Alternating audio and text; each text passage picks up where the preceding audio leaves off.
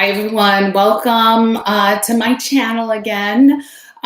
Today, we're going to talk about insulin resistance. I know there is a lot of buzz about it.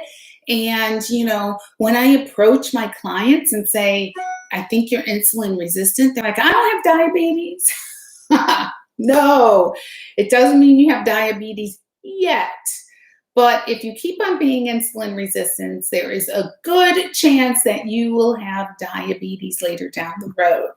So if you're new to my channel, my name is Donna Levy. I have been a registered nurse for 38 years. I've helped over 30,000 clients take care of their brain and body health and have just absolutely fabulous, active lives. And so today, I'd like to talk to you about insulin resistance. When I started on the keto diet on my journey, it was January. It was just January. I've been on keto a bunch of times. I've put patients on keto. They've gotten off of their diabetes medicine. I mean, even like 15 years ago, I did that, 10, 15 years ago. So I know it works. However, for me, it never worked. And why? Because I am insulin resistant. Yes. And so what happens in insulin resistance is that, when you have somebody who nags you all the time, or they keep on saying the same thing over and over and over again, you hear na na na na na na, and you start not paying attention to them, right? Like, I swear my husband does that to me all the time.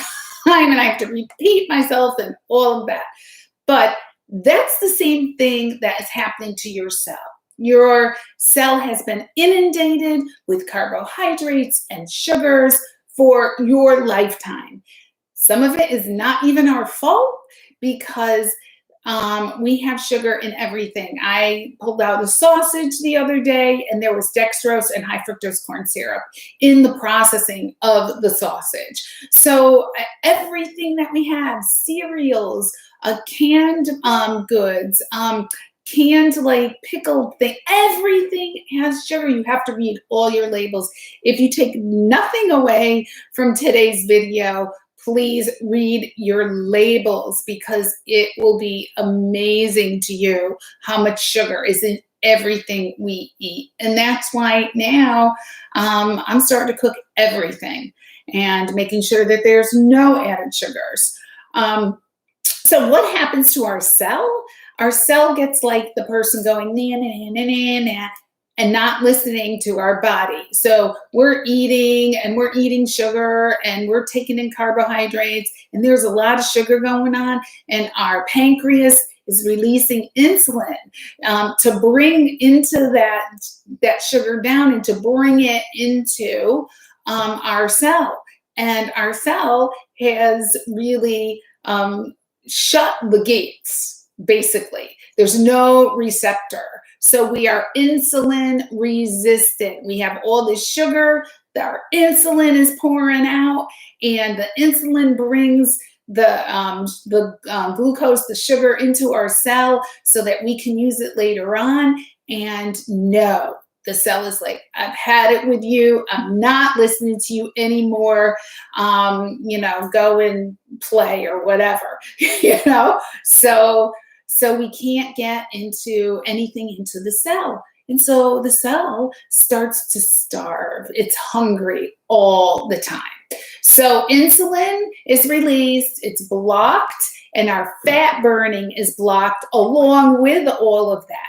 So we will never be able to access our fat. That's why you could go on these diets, and if you're eating every 3 hours, or if you're insulin resistant, you're taking in carbohydrates. Like before, I was like, okay, I'm going to eat a roll of crackers today, and that's all I'm going to have. That's 250 calories, and I wasn't losing any weight. Why? Because all that insulin is in my bloodstream, and it blocks my fat, so I can't access my fat. I will never lose it. So over periods of time, our cells really get stubborn, and we need to reset that, reset our body so that We can decrease our insulin, decrease our carbohydrates and sugar, so that our pancreas doesn't release any insulin. So we decrease the insulin, and then our body says we need energy, so they go into the cell and they grab the fat for our energy, right? And meantime, if we're not going to do that, if we end up not doing the keto diet, which brings our insulin way down and our carbs way down, our pancreas gets all worn out. And then we have to, what are we doing? We're diabetic and we have to take insulin injections. So what's really happening in our cell is that our cell is hungry, it's starved for nutrients, so we crave more carbs. The other element to eating carbs and sugar is that carbs and sugar trigger a dopamine response in our brain. That's the feel good, that's the addictive center. So we get addicted and we get these highs and these lows. We eat sugar and then we get really a lot of energy and have real great high, and then we crash to really low, and then we're like, oh, I need some more sugar. So that's what's going on, and we want to stabilize that. Two documentaries that I urge you to watch. One is the sugar, and that you can find that on Amazon or what is the video, any of the video sites. And the other one is the magic pill. And you will see what sugar does to a little girl who basically couldn't even function. And then they took her off sugar and she can actually talk. She has, I think she has Asperger's, she has some disorders, but they get much, much better. Children get much, much better on the keto diet when they have these issues and too much sugar. Okay, so watch those. The other thing is what you might be interested in the signs. So I was getting more belly fat. My sugars were over 100. I would get really, really tired and sleepy after I ate a meal. Why? Because all that insulin was coming out and nothing was going into my cells. And then 2 hours later, I'm starving. It's like eating Chinese food, right? You're starving after it. Well, it's a lot of rice, a lot of carbohydrate. So that's why. The other things, the brain fog. I had awful brain fog, yes, and insulin is a hormone. So when I balanced all of my hormones together, it helped, but it really helps when you go on the low carbohydrate diet. The other thing is people have insomnia, they have anxiety, they have a poor focus. My focus is like laser now. So these are all signs that you could be insulin resistant. Then take it a step further, metabolic syndrome, which a lot of people have it and they just don't have a name for it, okay?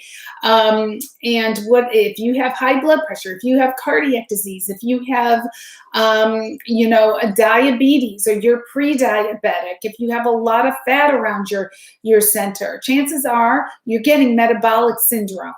And when you have that and insulin resistance, boom, you're never going to lose fat unless you bring those carbohydrates down. So people who are eating like your basic American diet are sick, and they're getting sicker and sicker every single day. So don't let that happen to you.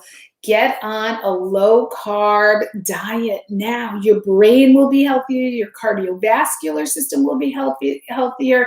You watch those documentaries, scientifically based, that inflammation is caused by sugar. So cardiac disease is caused by sugar. It's not the fat.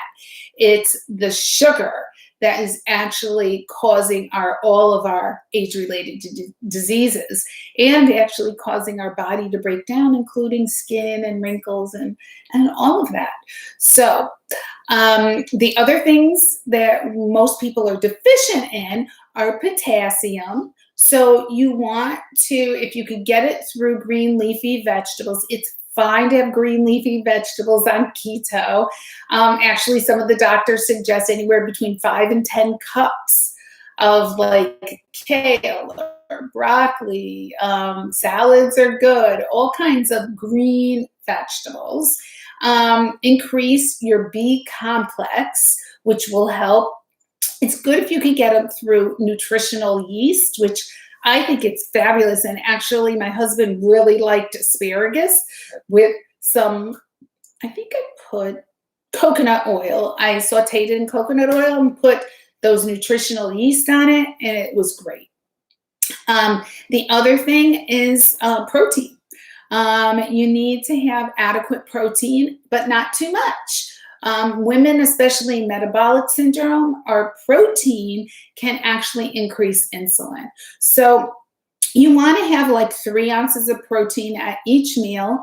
And, if we're doing intermittent fasting, you want 2 meals a day. That's it. No snacking, because we're really trying to decrease that insulin. And every time you eat something, insulin is secreted. Your body's saying, oh, we're going to have some sugar here, so we need some insulin to help us break it down and take it into the cell. So that's what's happening. So your first meal on your break fast, and I mean break your fast, should be protein, whether it be hard-boiled eggs, or you want to do a little omelet, or you do a piece of chicken, or I have turkey sticks that are like Slim Jims, but they're turkey and they're zero sugar, totally protein. And that's really great for on the go.